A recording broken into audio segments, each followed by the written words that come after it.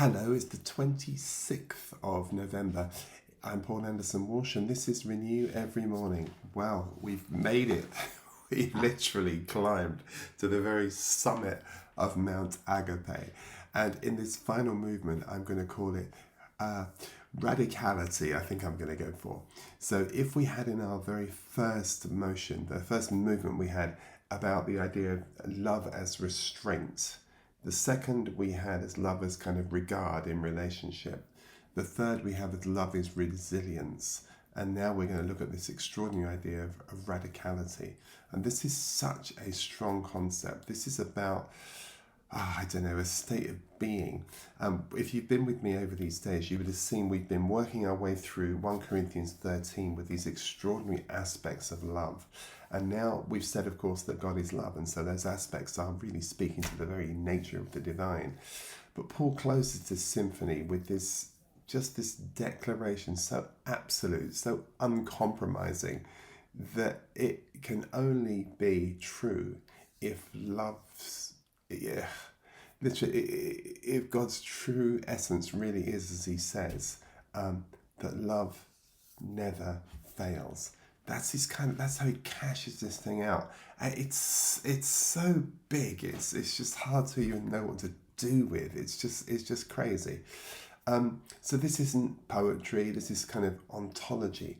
Love never fails because God never fails, and love is God expressing himself in all his godness. That's the thing. This movement is where it kind of stops almost being admirable and just starts being revolutionary. It's just so radical. Love is the only non-failing reality of the universe. To say love never fails is to say everything else is provisional. Everything else is partial. Everything else will exhaust itself. Even the young man will stumble and fall. They'll grow weary and faint. But love, God is love. And that love, it's the one force that doesn't collapse, doesn't diminish, doesn't run dry. It's the well that never runs dry. What's real is eternal, and what's eternal cannot fail. Love is the truth. Love is the only thing that is real enough to survive all the worlds and all the wounds and all the words. Every failure in life can be traced back to a failure of perception or courage or trust. But love itself cannot fail because love is not ours to manufacture. It's God's own eternal, indefatigable, infinite, eternal isness moving through us. It's just brilliant. Where the ego fails, love prevails. That's the thing. The ego can't live without agenda, and therefore it inevitably fails. It bargains, it calculates, it withholds, it protects, it strategizes, it makes its affections conditional, and its loyalty is very fragile. So the ego's creed is, I love you until. Whereas this is, I just love you, full stop. I mean, it just is just bonkers that we're talking about here. Ego says, what will loving cost me? Agapé says, what will failing to love you cost my soul? That's the point. Love never fails because it transcends, it just transcends the self, and so can never fail. So this final motion then, this final step is big. Almost, I don't know, even the most untrusting even for the most untrusting pilgrims, it's hard to imagine what further assurances could be required in order to finally enter into his rest. I mean, we've said it all, but it's as though God says, I know that you're not quite there yet, so let me just add one more layer. To finally enter into the rest of God and therefore discover the rest of God. Surely the apostle has already finished, hasn't he? He's given us enough proof. Surely everything Paul has said thus far is enough to silence all of our doubting Thomases. But as I said, this is one grand finale. The apostle, standing at the very summit of Mount Agape, sees one more view, one more vista, which simply staggers him. And seeing through the single eye of faith, he says this: love never fails. It's the statement that absolutely guarantees victory, and it's the assurance that we will triumph. It's like the apostle declares from the mountaintop, God's divine grace never fails. For whatever reason whatsoever, his divine grace can never fail. It can never fall to the ground powerless. It can never end. It's perpetual. It's eternal. It's always active. It's undiminished. It's unconditional. It's fixed. It can never, ever, ever be separated from you. I mean, just what on earth is that? What am I going to do with that? I mean, just ask yourself, what does it mean to know that regardless of all your failures, God will never fail concerning you? Just ask yourself that, because it's so enormous. Love never fails. Real love survives disappointments, betrayal, loss, misunderstanding, immaturity, even death. Not because it ignores reality, but because it rests in a deeper reality. That's the thing. Agape doesn't depend on the beloved or being lovable. It flows from the lover being the true love itself. This is kind of a radical inversion. Where you see egoic love is reactive, agape is generative. Jesus could wash the feet of Judas because he's operating from a source that Judas couldn't counsel. Love never fails. It's just bonkers. It's bonkers. It never fails doesn't mean, I don't know what to say. It doesn't mean everyone will receive it straight away, or everything will change immediately, or every relationship will be repaired, or every story will end neatly. It means something more radical than that. It means love always accomplishes what it intends, whether we see it or not. And sometimes love's victory looks like resurrection, sure. Sometimes it looks like relinquishment. Sometimes it looks like patience. Sometimes it looks like boundaries. Sometimes it looks like walking away. Sometimes it looks like waiting. But in every single form, love is doing what it came to do and will never fail to liberate, to restore, to reveal, to realign. That's it. That's all it will ever do. It's all it can ever do. So when Paul's saying love never fails, he's closing the chapter on religion and opening a chapter on reality. He's saying prophecies will fall silent, tongues will cease, knowledge will pass away, institutions will crumble, gifts will fade, ego will die. Even faith and hope reach their limit. But love will remain. Because love is what remains when everything that is not love has been burned away. Do you know why? Because only love is real. That's it. That's it. That's why the ascent has to end there. It comes to the discovery that the call to love is not a kind of moral instruction, but it's just instead it's a kind of ontological invitation. To love is to live from the place in which you cannot fail, the Christ in you. Love never fails. Why? Because it's not fragile, it's not threatened, it doesn't depend on outcomes, it doesn't require reciprocation, it doesn't ask permission.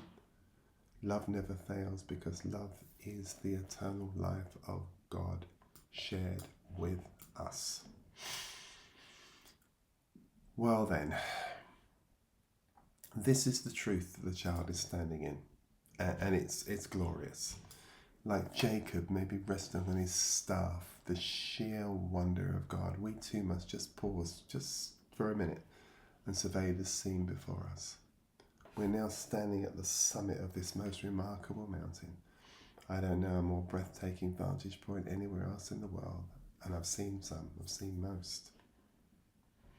Do you know though, but as we've kind of made our way to the summit, I'm reminded about a story I made it the first time I ever was in New York. I did what all visitors to New York do, went to see the Empire State Building. And there's this most amazing observatory there. It took about 90 minutes of queuing to get to the elevator, and as I queued up, there was this kind of relentless petitioning to everyone there to buy this add-on guide under the dubious name of Tony the Cabbie's audio tour. And for another $6, the pitch was this: know what you're looking at. And the pitch goes on to say, the view upstairs at the summit is great, but unless you know what you're looking at, it doesn't mean half as much. Yeah, I heard this go on and on and on while I was queuing. I thought, okay, I'm good. I'm going to spring for the extra $6. I mean, what would be the point of standing on top of the world and having no idea what I was looking at? Well, that proved to be the best $6 I think I've ever spent. What an amazing audio tour. I learned more about Manhattan Island in an hour than I would have learned in a month. And as I processed from vantage point to vantage point, I couldn't help thinking about this study in 1 Corinthians 13. And in the same way, the view upstairs is great, but unless you know what you're looking at, it doesn't mean half as much. And as with Tony the Cabbie's audio tour view thingy, so now with us. So there I was back at the observatory. I was treated to a panoramic tour of the New York skyline, north of the Hudson River, which flowed beneath the George Washington Bridge into New Jersey, east to the borough of Queens and the beaches of Long Island, southeast to Brooklyn, west to Madison Square, south to Wall Street, Ground Zero, the Statue of Liberty, Ellis Island, and so on and so on and so forth.